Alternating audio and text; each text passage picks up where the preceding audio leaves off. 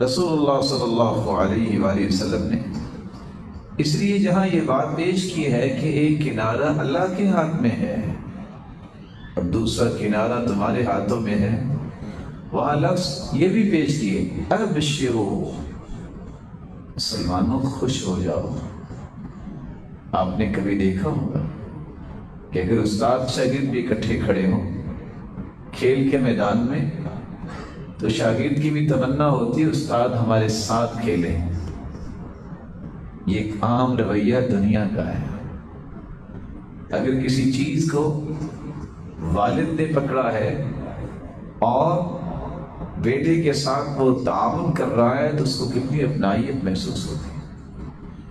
زندگی کے سفر میں گرنے سے بچانے کے لیے ہر شخص کوئی نہ کوئی تنکا اور رسی کی تلاش میں رہتا ہے۔ اس پورے سفر میں کامیابی سے زندگی گزار کے جنت کے وارث بننے کے لیے اللہ نے جس رسی کو دنیا میں بھیجا ہے اس کا نام قرآن ہے، اور صرف ان کے ہاتھ میں نہیں دی بلکہ اپنے مبارک ہاتھ میں بھی رکھی ہے، ساتھ ہی اپنے